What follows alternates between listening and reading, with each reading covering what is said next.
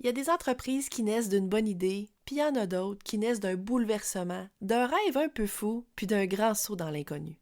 Aujourd'hui, je reçois Alex et Nathan de Bohème Academy et leur parcours est un superbe exemple de ce qui arrive quand une histoire personnelle devient une vision, puis une entreprise. Un épisode qui devrait te plaire autant si tu songes à la reconversion ou à la possibilité de te lancer à ton compte comme gestionnaire de médias sociaux que si tu aimes comprendre comment le storytelling peut concrètement soutenir une marque. C'est parti!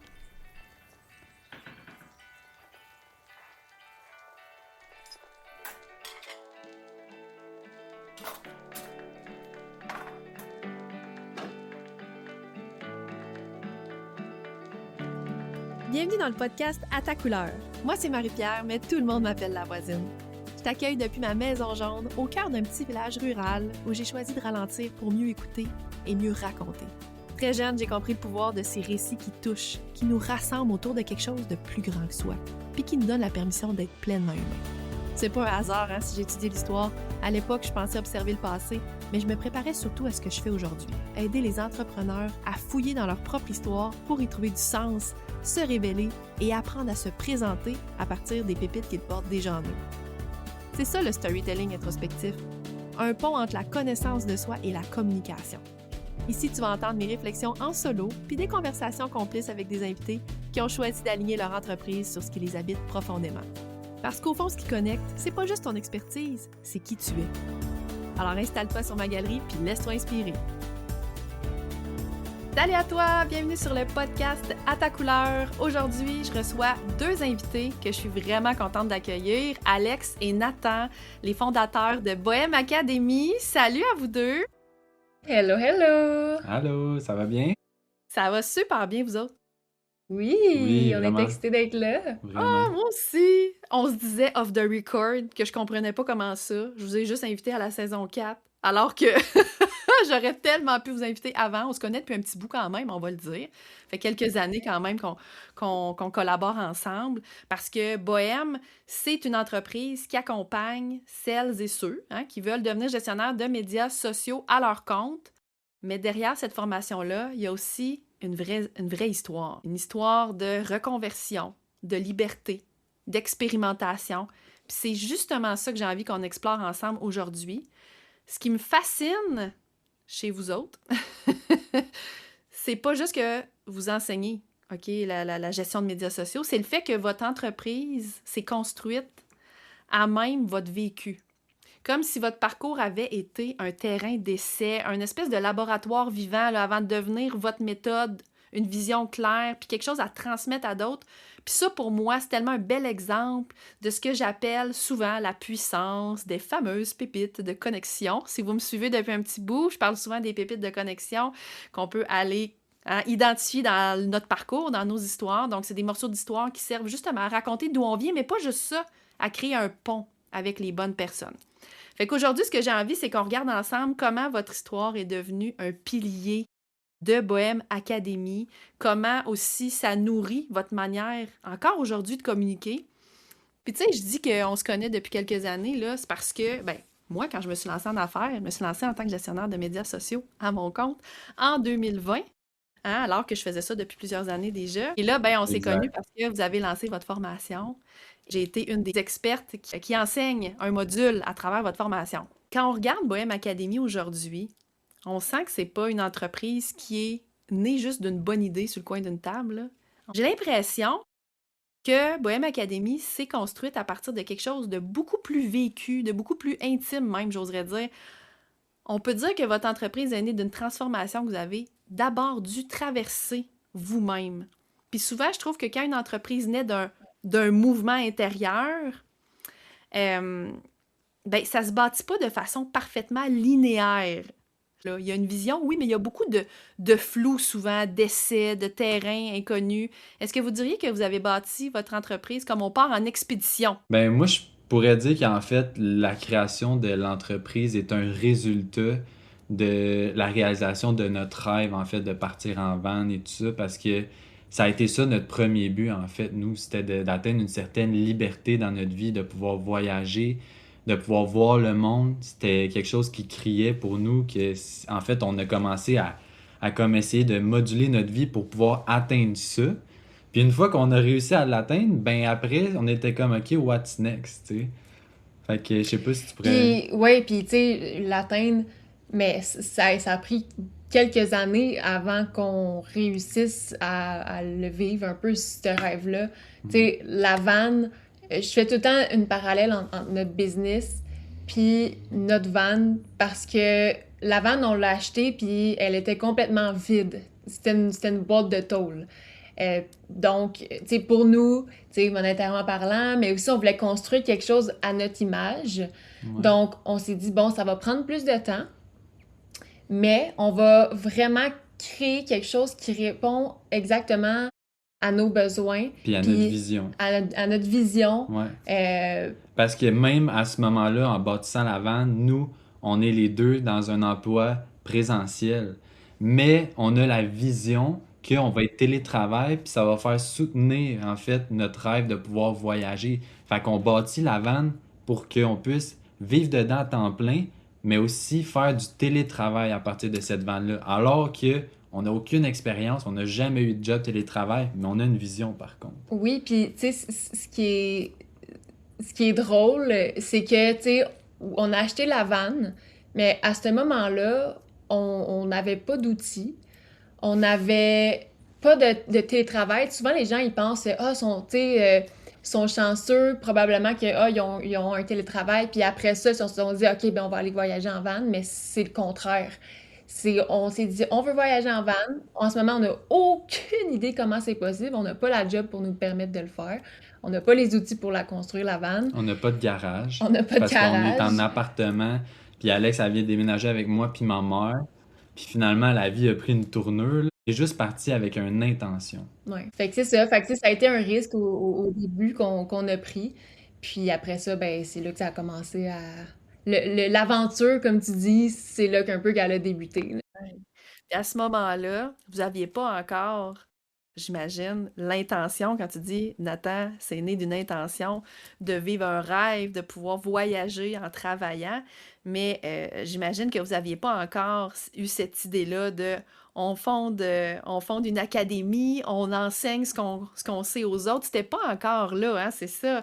Parce qu'au début, on vit les choses un peu pour soi, puis à un moment donné, ça se peut-tu qu'il y a un petit déplacement qui se fait, on réalise que ce qu'on est en train de vivre, hey, ça pourrait servir à d'autres.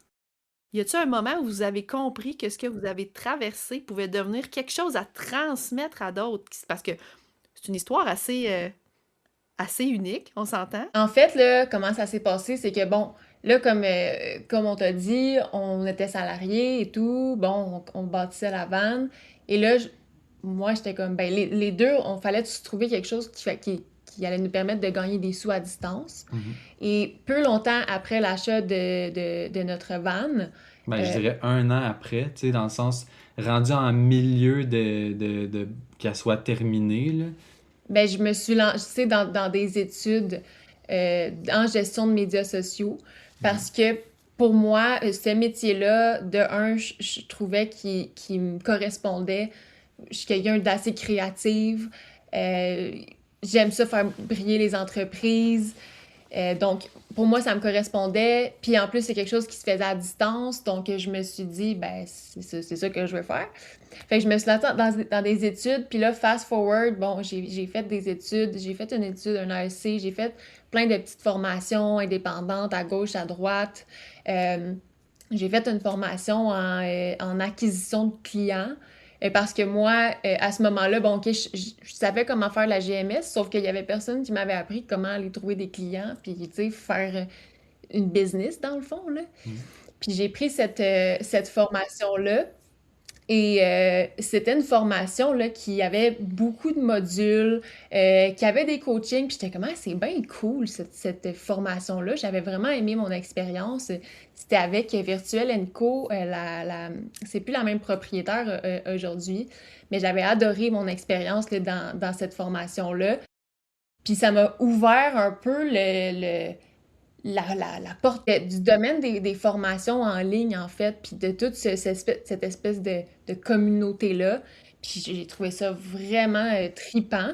Fait que ça a été quand même une pièce clé dans notre parcours. Et là encore, évidemment, Fast forward, j'ai travaillé comme GMS à mon compte. J'ai commencé comme salarié comme GMS. Après ça, j'ai eu mes propres clients GMS. Hmm. Puis, on a travaillé ensemble. Ben, c'est ça. J'ai pris une job, en fait, télétravail. Ma première job télétravail, c'était comme représentant des ventes à distance pour des produits à base de chanvre naturel. Fait que moi, je m'occupais, mettons, d'appeler dans les commerces puis tout ça. Fait que c'est là que j'ai commencé à travailler, en fait, sur un ordinateur, tu sais. Fait que dans un CRM puis tout ça. Fait que voir aussi un peu le système de processus de vente à partir d'un ordinateur parce que moi, j'étais tout le temps sur le plancher. Fait que c'était pas les mêmes systèmes qu'à distance avec un système de téléphonie et tout ça. Fait que tu sais, ça m'a fait apprendre. Puis on a eu la chance que Alex puisse décrocher sa première job salarié en tant que gestionnaire de médias sociaux à la même entreprise que moi. Hmm. Parce que à travers, tu sais, le fait que ma blonde était gestionnaire de médias sociaux, fait que là, on s'est ramassé que on a pu terminer la vanne et partir les deux avec cet emploi-là au BC, puis on s'est ramassé en fait à créer du contenu parce que j'ai pris part à son travail parce que c'est pour la même compagnie, puis on est les deux en vanne. Il faut qu'elle aille prendre des photos avec des produits pour pouvoir faire des publications après. Fait que là, je me ramassais à prendre les photos de elle et les produits, à l'accompagner à travers ça, à discuter de c'est quoi le métier, à discuter de c'était quoi la formation. Fait que veux pas, le fait qu'elle l'étudie, ben moi, par la bande, je l'apprenais aussi, tu sais. Fait que c'est deux forces complémentaires, en fait, qui se sont tressées un peu à travers cet emploi-là. Comme si la vie vous avait envoyé une espèce pas une opportunité ou un message de dire, hey là, vous deux, là, votre projet de vie, là, tu sais, de partir en vente, c'est un projet de vie, ben, c'est une bonne idée. En tout cas, je sais pas si vous avez vu ça comme ça. Moi, des fois, je vois ça comme des synchronicités. Là, c'est une bonne idée, regarde. On met tout en place pour que ça se passe. Ouais, On a exactement cette vision-là. Pour nous, c'était comme un message. Hey, vous êtes à votre place en ce moment. ouais, Puis ça nous a permis de travailler ensemble pour la première fois. ouais, Puis on a vu que on était bon pour travailler ensemble. Tu sais, c'est pas le cas de tous les couples, je pense. Là. Il y en a qui ça fit moins. Mais exact. dans notre cas, on a vraiment des compétences qui sont complémentaires. Fait qu'on se pile pas ses pieds. Fait que c'est un peu là qu'on a vu comme, OK, c'est cool de travailler ensemble. C'est vraiment le fun. Puis tu sais, quand on parle de synchronicité, c'est que nous, à ce moment-là, on met toutes nos payes dans la vanne pour essayer de la bâtir. Faut fast forward, on a quoi, 23 ans à peu près, là? Fait qu'on est assez jeune. C'est ça, on met toutes nos payes là-dedans, puis on essaie de bâtir notre rêve. Fait que cette job-là, on a besoin, nous, de travailler 40 heures semaine. Elle nous a permis de nous faire goûter, en fait, c'est quoi de partir en van pendant 6 mois au BC. Gérer un 40 heures semaine à partir de la van. Ça veut dire que on faisait nos journées de travail des fois dans des parkings de Walmart ou des fois sur le bord de l'eau. Tu sais, t'avais les deux. Mais on pouvait juste se déplacer le soir et la fin de semaine. Fait que là, tu as des heures de route à faire, mais tu es tout le temps en train de gérer, en fait, le fait de remplir de l'eau, d'aller faire ton épicerie, de gérer ton solaire, de gérer ton électricité. Fait que tu es en perpétuelle gestion de ton travail. Quand est-ce que le déclic est arrivé pour vous deux, justement, que ce beat de vie-là, peut-être, c'était pas soutenable à long terme ou que vous aviez votre vision de départ de vivre la van life, la liberté, vous étiez peut-être pas si libre que ça, finalement, en le vivant, là. Exact, c'est ça. On était comme, yes, c'est cool, ok, on est en van, on est au BC. Puis honnêtement, on a quand même eu beaucoup de fun, même si on avait un 40 heures. Sauf que c'est pas quelque chose qui était soutenable à long terme de travailler autant. Puis tu sais, c'était de telle heure à telle heure. Puis un 40 heures stable tout le temps les mêmes heures, tu sais. Ouais, ouais. Fait que c'était beaucoup de gestion, c'était épuisant, là, tu sais, à la longue, là, de faire ça comme ça. Je me rappelle aussi en Colombie-Britannique, il y a 3 heures de décalage. Fait qu'il fallait que je me lève à 5 heures du matin. Puis il fallait que je commence à parler à des gens au téléphone à 5 heures du matin quand il faisait encore noir dehors. Puis ça, là, c'était rough, là. C'était, tu sais, à Ça 5 heures veut du dire matin, que... moi, On n'est pas matinal. personnellement, Ah! j'ai pas le goût de parler à personne. Ça veut dire que ton Fait premier café, il que, faut qu'il se prenne à 4 heures, là. ouais, c'est ça. Fait que tu sais, c'est un peu tout ça. Mais on peut aussi raconter l'histoire, dans le fond, fast forward. Qu'est-ce qui a fait qu'on a commencé à devenir travailleur autonome? Oui, ouais, Racontez-moi ça. vas-y. Ben, en fait, on était sur une plage au Texas. Puis on a eu une rencontre avec notre boss, mais les deux en même temps. Puis étant donné qu'on est dans deux départements différents, déjà là, ça nous avait mis un peu la puce à l'oreille. Puis il y avait eu une mise à pied des personnes de marketing le mois d'avant. Fait qu'on s'en doutait. En fait, on a été mis à pied, les deux en même temps, sur une plage pendant qu'on était au Texas en voyage. Puis à ce moment-là, tu sais, paye par paye, je veux dire, c'est là qu'on a besoin que l'argent rentre pour continuer le voyage. Puis étant donné qu'on est aux États-Unis, on peut pas avoir d'assurance emploi non plus, tu sais. Fait qu'on avait deux options. Est-ce qu'on continue le voyage, puis on essaie de trouver une manière, ou est-ce qu'on retourne à la maison pour essayer d'avoir de l'assurance emploi? Fait qu'on Quand a tu parles, décidé. Nathan, d'une manière, là, une manière, on s'entend, faire de l'argent. Faut que l'argent rentre à quelque part. À part Ouais, ton 4%, là, exactement. tu sais, il est vite épuisé, là. Totalement.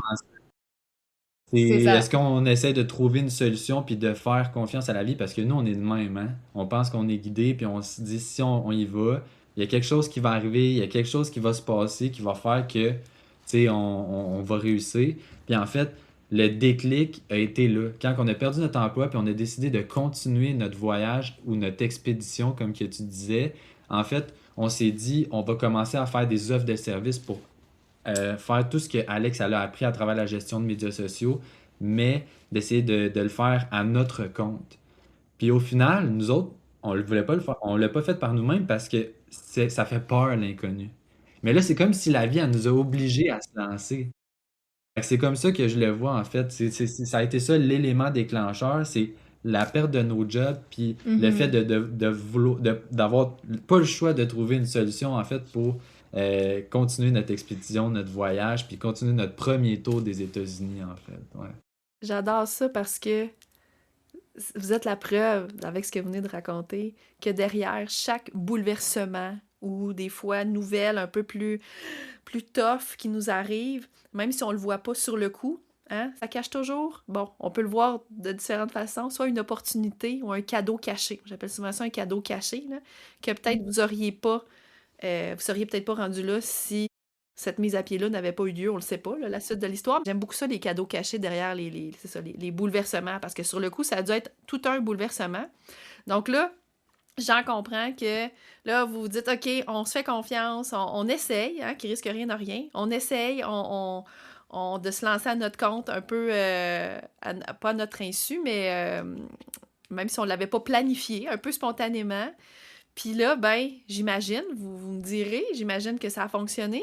Qu'est-ce qui s'est passé? Vous avez pu continuer votre voyage? Exact. Donc, on a continué à avoir bon, des clients en gestion de médias sociaux et ça a roulé comme ça pendant quoi, un an supplémentaire, je pense.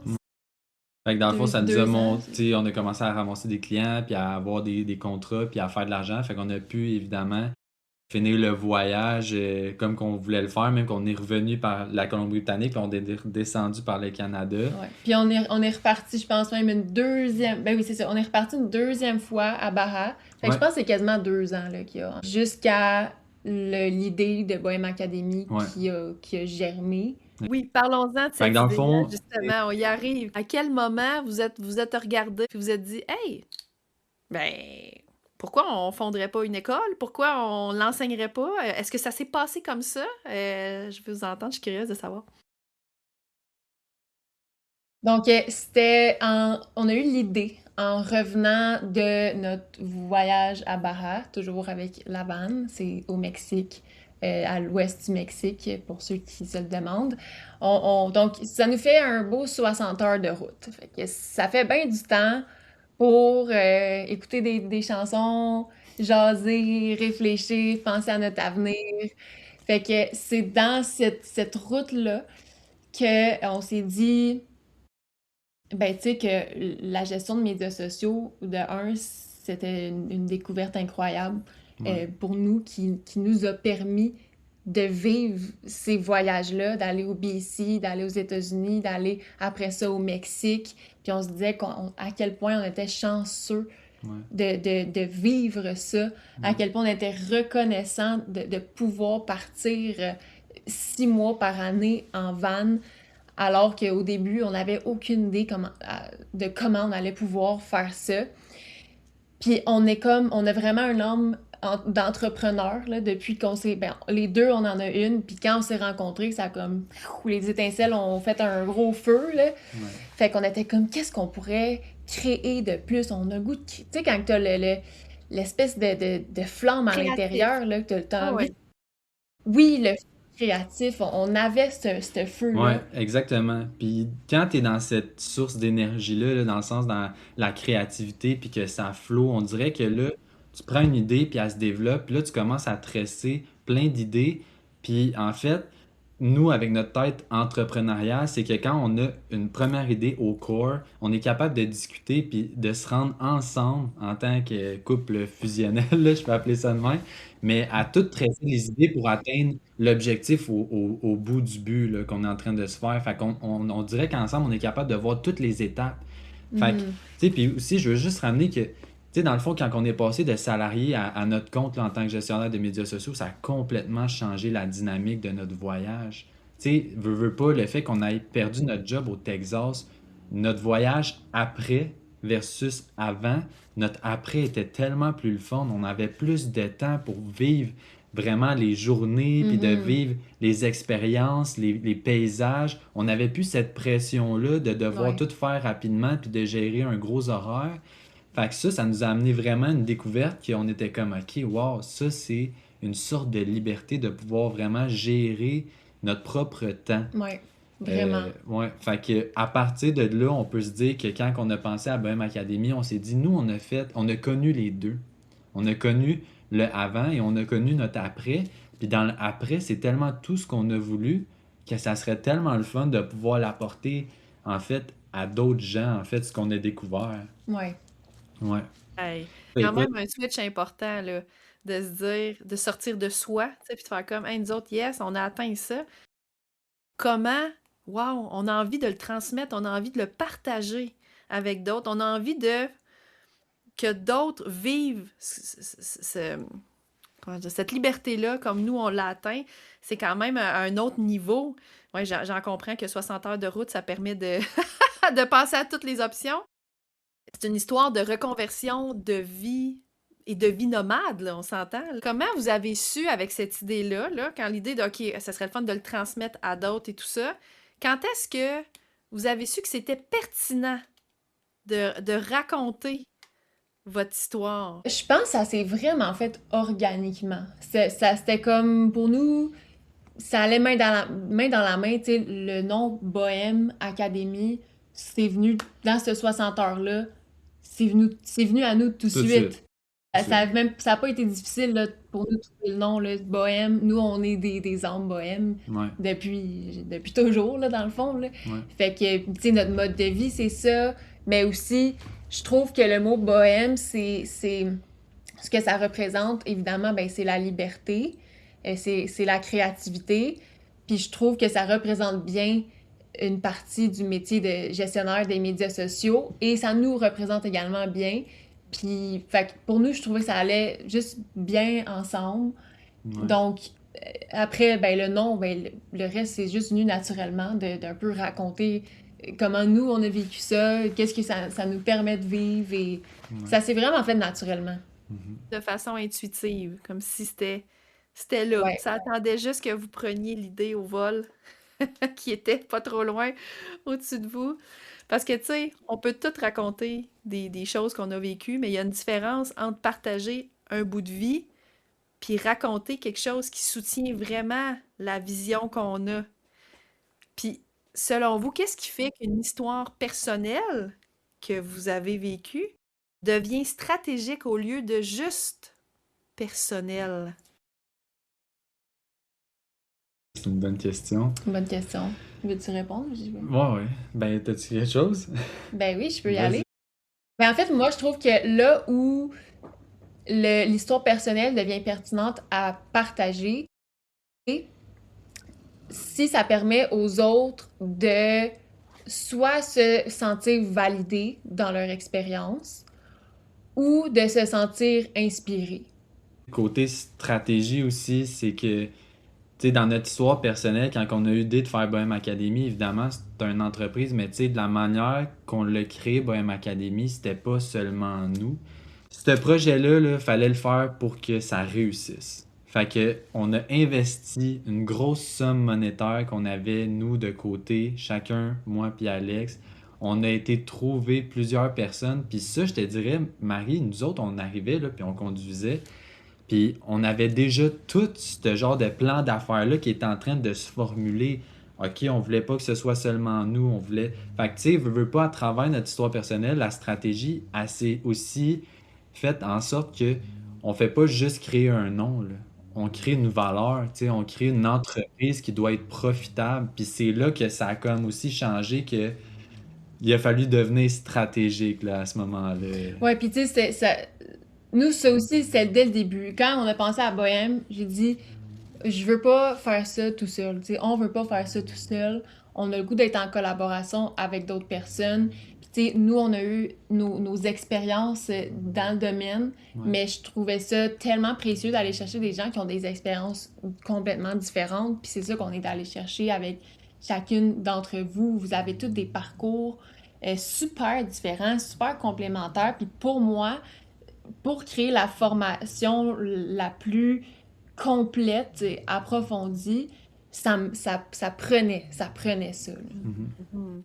Là, quand tu dis, Alex, on est allé chercher d'autres personnes, des collaborateurs, on a voulu s'entourer, tout ça, tu fais référence aux expertes qui donnent chacune un module dans la formation de Bohème Academy, gestionnaire de médias sociaux à ton compte. Donc, c'est ça, je parle au on parce que je fais partie, comme je l'ai nommé plus tôt, là, je fais partie de ces expertes-là. On était 10, bon, on est encore 10, hein, au départ, puis on est encore 10, chacune avec notre expertise. C'est ça aussi qui est intéressant dans la formule, là, je me permets de le dire, c'est le fait que, ben, on a chacune notre expertise, on n'est pas experte de tout, tu sais, on a chacune notre champ, tu sais. Euh, donc ça, c'est vraiment une grande force de Bohème, je trouve. Je veux rebondir sur quelque chose aussi, le fait que je dis souvent, quand j'enseigne le storytelling, quand je leur dis, tu sais, votre histoire, c'est pas à propos de vous, c'est à propos des autres. Puis ça, je le dis souvent, puis je vois souvent comme des espèces de points d'interrogation dans le visage des gens. Hein? Ben voyons, c'est mon histoire. Oui, c'est ton histoire. Mais pour qu'elle devienne pertinente à raconter, ben il faut qu'elle dépasse ta propre personne. Il faut que c'est une manière de faire un pont avec les autres, c'est une manière de connecter avec les autres. Donc, c'est pas à propos de toi, c'est à propos des autres. Donc, ça me fait penser un petit peu à ça, ce que vous dites, dans le sens où, à un moment donné, ça dépassait notre histoire personnelle. On s'est mis à avoir une vision, puis on s'est dit, hey, crème, ça serait bien de partager ça avec d'autres. On doit pas être les seuls à vivre ça. On doit pas être les seuls à vouloir aspirer à cette liberté-là. Il y en a sûrement plein d'autres et assurément que ça répondrait à plein de problèmes. Non, c'est pas le bon mot. C'est pas le bon mot problème, mais tu sais, des gens qui sont pas heureux, qui sont pas épanouis dans leur travail pour différentes raisons, différents profils, puis qui pourraient atteindre cette liberté-là que nous, on connaît. C'est un grand enseignement, ça. Quand on comprend ça, quand on comprend que ça dépasse notre propre histoire, on se raconte pas juste pour le fun de se raconter. Tu sais, c'est beau se raconter, puis ça peut nous faire du bien, assurément, de raconter notre histoire, mais au-delà du bien personnel, comme le bien commun qui embarque, tu sais. Là, je voulais faire un petit pont par rapport à ça, parce que vous autres, vous avez compris ça assez tôt. Euh, Exact. Tout à Ouais, fait. hein, c'est ça. Puis ça, c'est un gros switch en Ben, storytelling. tu sais, ça prend une mission, je pense.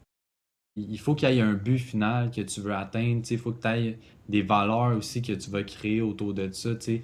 Tu peux pas juste te lancer parce que ça va peut-être faire de l'argent, parce que toutes les heures que tu passes, tous les efforts que tu mets à bâtir, il faut qu'il y ait un but plus profond derrière l'histoire. Tout à fait. Le fameux why, là, tu as parlé de valeurs, c'est deux pépites dans mon univers d'ailleurs qui sont essentielles quand vient le temps de se raconter. Tout à fait. Vous autres, vous avez assurément mis le doigt là-dessus, là. En cours de route, on va dire ça, mais vraiment dans les deux sens, figuré puis en cours de route. Est-ce que, euh, est-ce que votre histoire vous sert de boussole pour savoir quoi publier, puis quoi pas publier? Là, je dis publier en supposant là, le contenu à créer. Là. Comment ça vous oriente encore aujourd'hui? Je, je, Je sais pas, on dirait que moi, ça me vient tellement naturellement. C'est vraiment poche comme Non, réponse, mais là. c'est comme inconscient. Mais, ouais, tu sais, je pense un peu au grand moment de déclic qu'on a eu dans notre histoire, à travers notre évolution, à travers nos emplois, à travers nos voyages. Puis je viens chercher comme ces grands déclics-là. Ouais. Fait que oui, ça m'inspire beaucoup dans qu'est-ce que je partage. Mais honnêtement, ça se fait quand même vraiment naturellement. Là. Tu sais, je me dis pas comme ah, tu sais, je me pose, je sais pas comment dire, je me pose pas vraiment la question tant que ça. Je sais pas si. Mais je pense aussi qu'il y a un facteur que, en fait, c'est rendu tellement naturel pour toi Ouais, aussi. Ça fait tellement longtemps que tu fais ça, que tu parles, tu sais, avec, tu sais, Bohème Academy, que... Mais si je me ramène au début, tu sais, je veux dire, dans les communications, dans les textes, il y a énormément de ce que nous, on a vécu pour, comme, discuter avec la personne qui va lire le texte pour qu'elle se sente aussi appelée. Parce que ouais. veux dire, on essaye d'attirer des gens qui se posaient un peu les mêmes questions que nous dans notre histoire. Fait que je pense que ça a un lien, en fait, à travers les communications, tu sais. Mhm. Ouais, vous ramener à ce moment-là où est-ce que vous étiez à cette place-là, à ce moment-là. Puis tu sais, une histoire de marque, on va dire, c'est jamais figé non plus. Tu sais, on raconte souvent les mêmes fondations, mais avec le temps, il y a des nuances qui se précisent, il y a des angles qui vont se raffiner, tu sais. Est-ce que votre manière de raconter votre histoire a changé depuis vos débuts? Qu'est-ce qui s'est peut-être raffiné? Est-ce qu'il y a des prises de conscience qui ont été faites? Dans raconter notre histoire, je pense que notre histoire n'a pas vraiment changé, mais la communication dans Bohème Academy a un peu plus changé. Moi, dans le sens que je pense qu'on parle plus du métier de gestionnaire de médias sociaux. Réellement, c'est quoi le behind the Mhm. scenes? On essaie de plus faire voir, en fait, ça va être quoi être GMS dans la vraie vie de tous les jours. Ouais. Je pense que, tu sais, où est-ce que je fais la balance entre le storytelling et le contenu un peu plus, tu sais, je vais dire concret, c'est que j'essaie toujours de balancer un peu. Oui, je mets un petit peu de storytelling, sauf que je trouve que ça reste important de garder aussi beaucoup d'informations concrètes euh, pour que tu sais, soit nos abonnés ou les personnes tu sais, qui nous suivent ou qui s'intéressent au métier, oui, ils peuvent se reconnaître à travers notre histoire, mais en même temps, on a quand même une histoire unique, puis c'est pas tout le monde qui peut se reconnaître là-dedans, puis c'est pas tout le monde qui aspire tu sais, à partir en van. Donc, c'est de mettre quelques pépites par-ci par-là quand je trouve que ça s'intègre bien au contenu ou à qu'est-ce que je veux apporter, mais de quand même tu sais, amener une balance entre les deux, là. Ouais, exactement.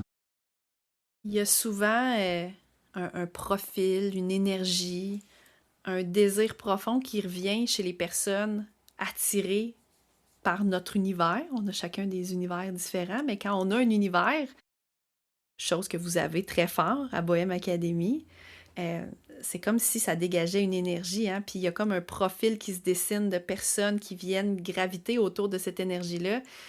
Quelles personnes sont justement attirées vers vous, justement à cause que cette transformation-là là, que vous incarnez, qui vous attirez chez Bohème Academy? On a deux types, deux grands, tu sais, on a plein de personnes différentes, mais on a une tendance de deux types de personnes qui aspirent à deux choses, oui, différentes, mais au final semblables. J'explique. On attire évidemment des personnes qui veulent voyager, des personnes qui veulent, tu sais, partir à l'aventure et tout. Clairement, là, c'est une bonne partie de notre communauté. C'est des gens qui aspirent à faire ça, ce qui est vraiment trippant. Mhm. Donc, qui cherchent la liberté dans ce sens-là. Et également, on a aussi beaucoup de mamans. Donc, les mamans, elles, leur but, c'est pas nécessairement d'acheter une vanne puis de partir au fin fond du Mexique.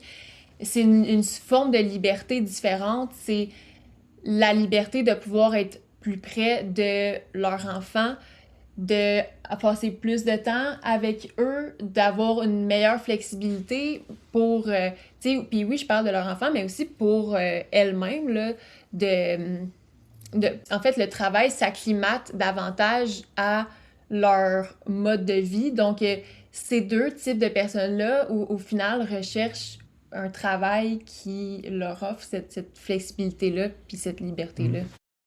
La liberté, en fait, sous toutes ses formes, sous différentes formes, hein, qui n'est pas la même. Mais c'est sûr qu'avec votre image de Bohème Academy, avec votre histoire de van, tout ça, vous avez attiré des gens qui veulent vraiment voyager, eux autres aussi, versus d'autres qui veulent cette liberté-là, peut-être plus en termes d'horaire, en termes de temps, en termes de, ouais, ben, être son propre boss, là, quand on a des enfants. Puis moi, je fais partie de ces personnes-là, d'ailleurs. Persona numéro 2 pour moi, quand je me suis lancée, c'était ça qui m'attirait, de pouvoir passer plus de temps avec mon fils, assurément. Quand on raconte son histoire, puis qu'il y a une énergie, par exemple ici, de liberté qui est partagée, ben ça peut attirer des gens qui aspirent au même, ben, je vais dire même, pas juste énergie, aux mêmes valeurs. C'est une valeur que vous avez très, très forte. Un archétype aussi que vous incarnez très fort à Bohème Academy. Moi, je dis souvent, dans les exemples que je donne quand je parle d'archétype, je parle de vous autres. Je dis, vous l'avez Ah déjà ouais? entendu, je pense, oui, Nathan, toi peut-être pas, mais je dis souvent qu'on a un archétype dominant. Hein? Puis qu'on a un archétype secondaire. Parce que l'humain étant ce qu'il est, on est tout en nuances, on n'est jamais une seule chose. Puis je dis souvent que Bohème Academy, pour donner l'exemple, vous avez un archétype qui mélange le rebelle et l'explorateur. Vous êtes comme un heureux Super. mélange de rebelle-explorateur, l'explorateur qui met de l'avant vraiment l'expérience, d'aller, de la curiosité, d'aller le tester pour le découvrir. Puis ben, l'explorateur, on peut le voir comme le voyageur aussi, mais pas juste, là, mais entre autres. Puis le rebelle qui veut sortir des sentiers battus, qui veut faire les choses à sa façon. Pas nécessairement le rebelle qui revendique dans la rue là, avec sa pancarte, pas nécessairement. Puis c'est pas non plus un hors-la-loi, là, précisons-le. Mais il en demeure pas moins que c'est des archétypes, je pense, que vous incarnez énormément dans vos communications, puis en fait, pas juste dans vos communications, avec qui vous êtes. Et quand on incarne bien nos archétypes, ben, les personnes avec qui ça vibre, qui aspirent aussi à ça, ben, Colin, ils embarquent dans notre énergie, puis ils ont envie d'embarquer dans notre univers, tu sais. Fait que, Ouais. bon, là, je parle des archétypes. Si jamais c'est quelque chose qui vous intéresse, il y a un épisode, là, je pourrais mettre le lien vers, dans les notes de l'épisode. Vous pourrez aller écouter ça, là, je pense que c'était dans la saison 2, il me semble. Bref. Les archétypes de marque à incarner. Vous le faites très bien, en tout cas, Alex et Nathan.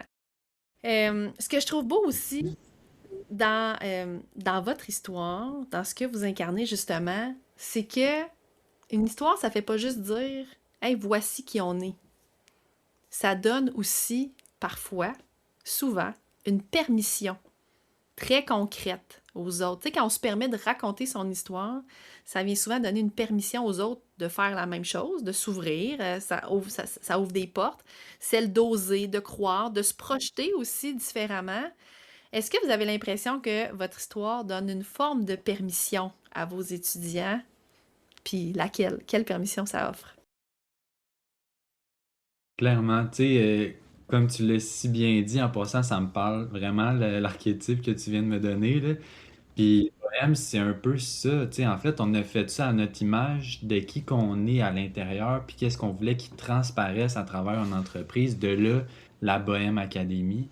Puis je pense que de le faire de cette manière-là, puis aussi en allant chercher les bonnes personnes pour faire partie de l'académie, je pense qu'on est tous des gens super ouverts, on est dans le non-jugement, puis vraiment, à notre corps, on cherche à aider son prochain. Je pense que chaque personne dans l'académie a un peu cette énergie-là, puis c'est ça qu'on essayait d'aller chercher, en fait.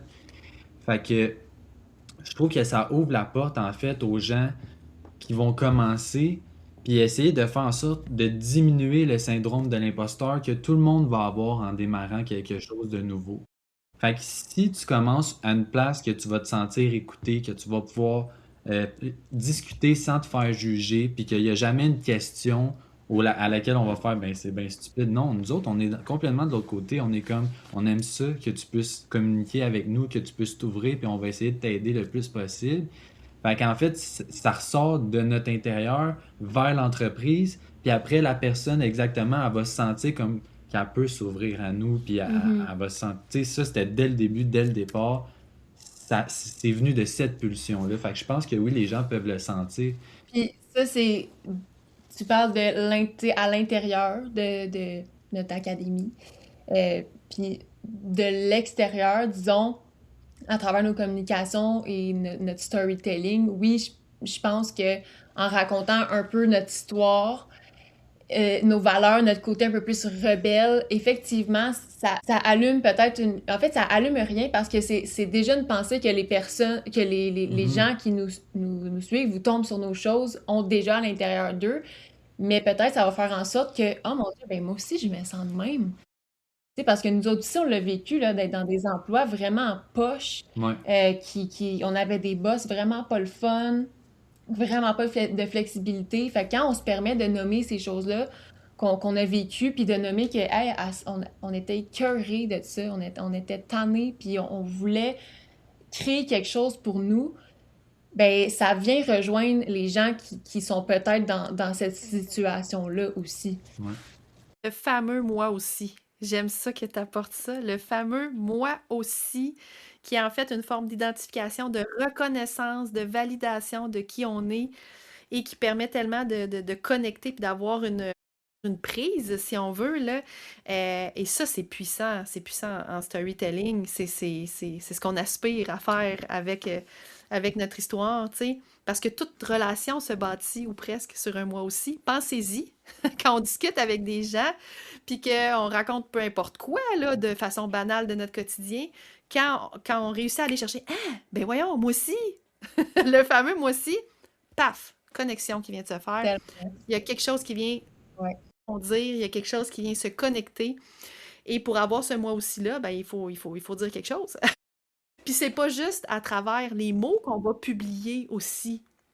C'est pas juste à travers les coms, oui, à travers les coms qu'on va publier de façon publique, là, tu sais, que ce soit sur les médias sociaux ou dans toute autre forme de communication. Mais notre histoire va aussi s'intégrer et va aussi teinter la façon dont on construit l'expérience elle-même. Là, je parle de l'expérience que vos étudiants vivent dans l'académie. Hein? Donc, votre histoire vient teinter, je pense, puis là, vous me direz comment vous voyez ça, mais tu sais, je pense entre autres quand vous vous adressez aux étudiants, salut les bohèmes, il y a un sentiment d'appartenance, il y a comme une communauté qui partage des valeurs, des façons de se parler entre elles. Ouais, comment vous faites vivre ça, cette histoire-là, votre univers, à travers l'expérience même à l'intérieur de l'académie? Un coup, là, qu'on est rentré puis qu'on veut là, se lancer en tant que gestionnaire de médias sociaux, j'ai envie de vous entendre là-dessus. Ouais.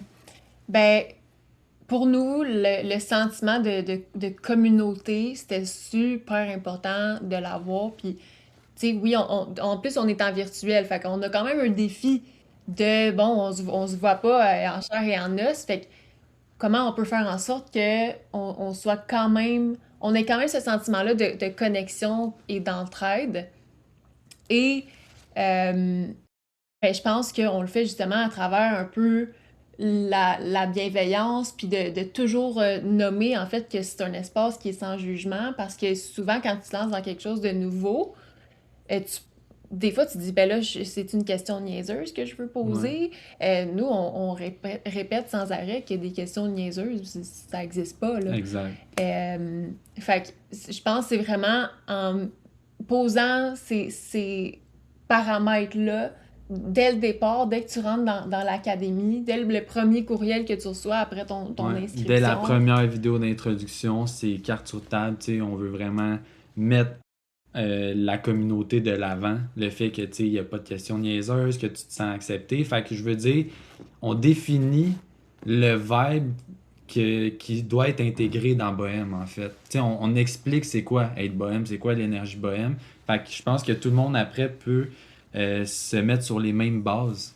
Tu sais, Mhm. puis ça fait une énergie qui est comme je te dis, tu sais, c'est important d'amener ça dès le départ, tu sais. Vous êtes tellement inspirant. Vous êtes l'exemple, je dirais, parfait, imparfait. En même temps, parce que bon, j'aime moins la perfection, hein. Alors aujourd'hui, quand je dis, hey, vous êtes l'exemple parfait, je m'amuse souvent à dire imparfait, puis c'est beau comme ça aussi, d'un storytelling de transformation incarnée, c'est-à-dire que quand on a nous-mêmes vécu ce qu'on veut faire vivre aux autres, vous êtes un bel exemple de cette pépite-là, d'une transformation. C'est pas le cas de tout le monde. Il n'y a pas tout le monde qui va se lancer en affaires puis qui veulent, si on veut, vendre une transformation que eux-mêmes personnellement ont vécue. C'est un des chemins en storytelling, une des avenues. Puis là, on parle de Bohème Academy. Tout à coup, qu'on aurait, à travers ces 40 quelques minutes-là de discussion, allumé le feu, ou en tout cas, un feu déjà allumé, mais d'auditeurs qui se disent « Aïe, aïe, ça a l'air le fun de Bohème Academy. J'aimerais ça, moi aussi, aspirer à cette liberté-là. Comment les gens peuvent vous découvrir? Est-ce que vous acceptez les candidatures à l'année longue? Est-ce que les portes s'ouvrent à certains moments? Je veux vous entendre là-dessus, là.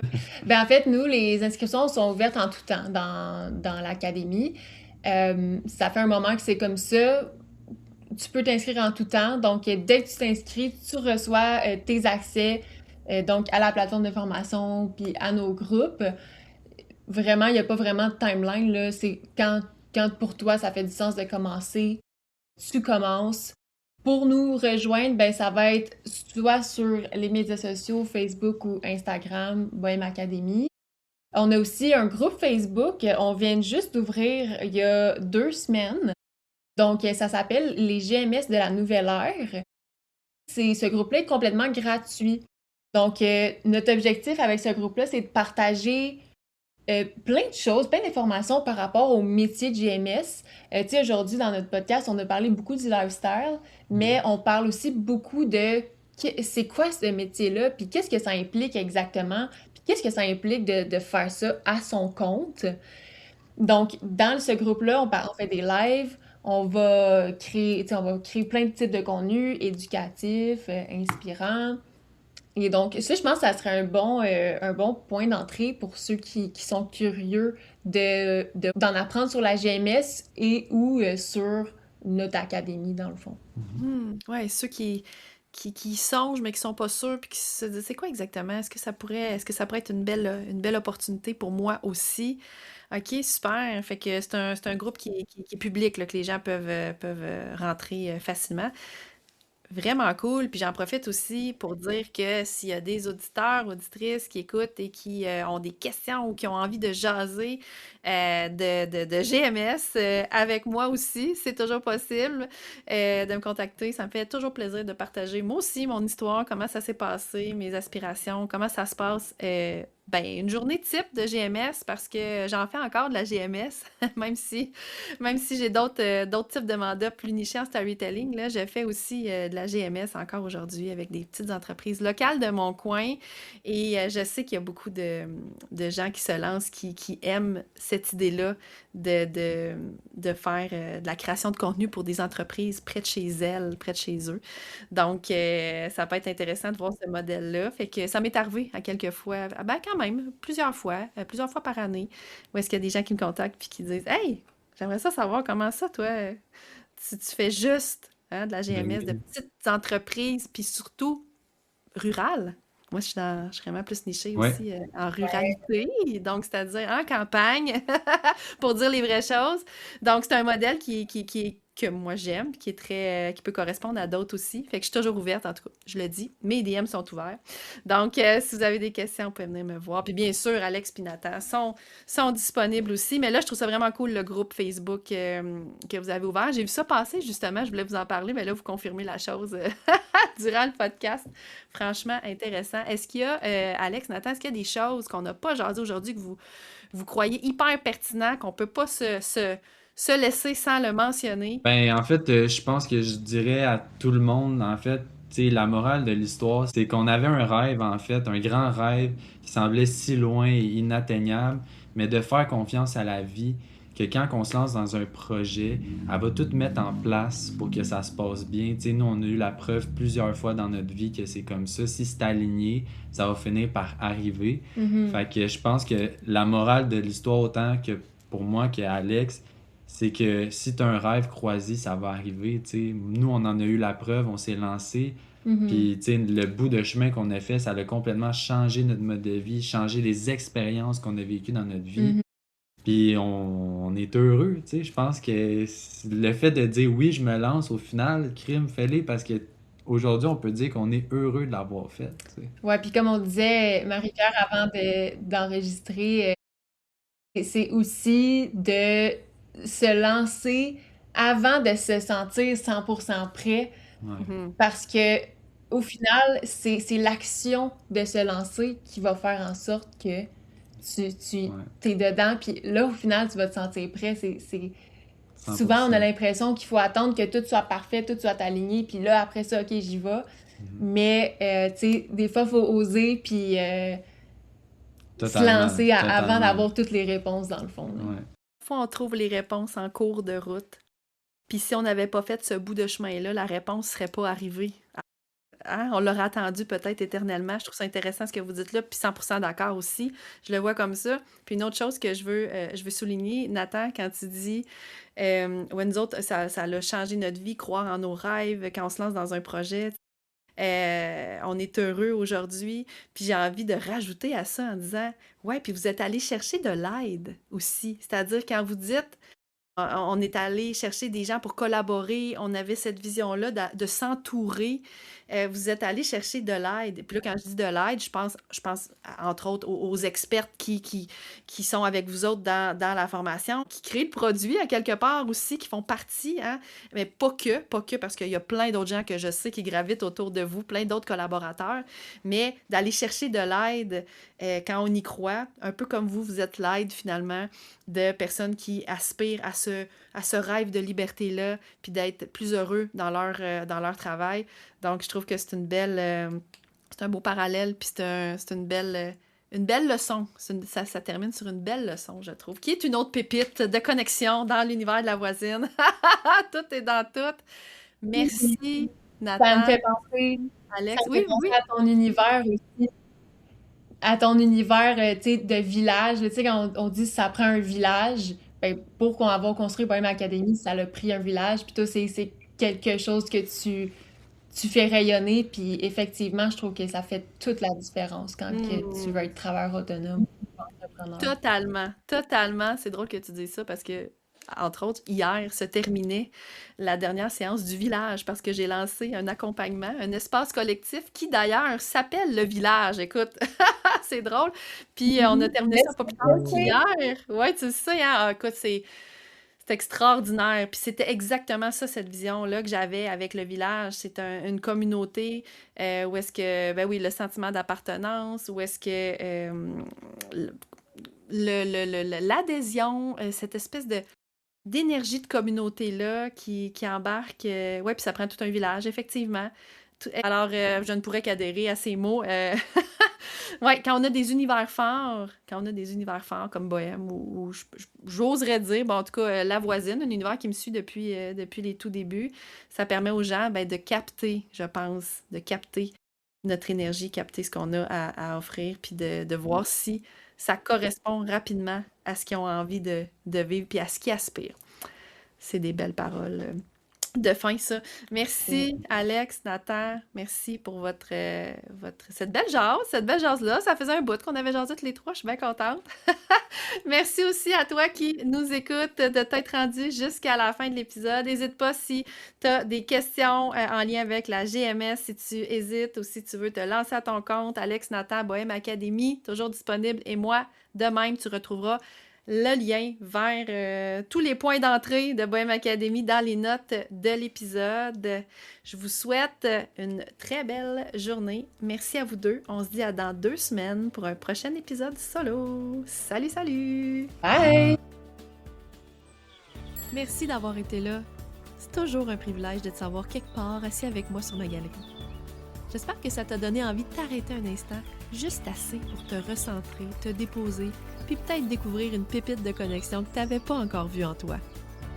Si le cœur t'en dit, abonne-toi, puis prends un instant pour laisser 5 étoiles ou un petit mot. C'est tellement la meilleure façon de faire découvrir le podcast à d'autres entrepreneurs. C'est comme une chaise de plus qui s'ajoute sur ma galerie.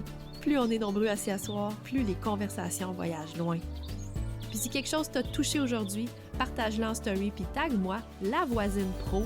J'adore te lire puis repartager tes réflexions. À bientôt pour un autre épisode à ta couleur.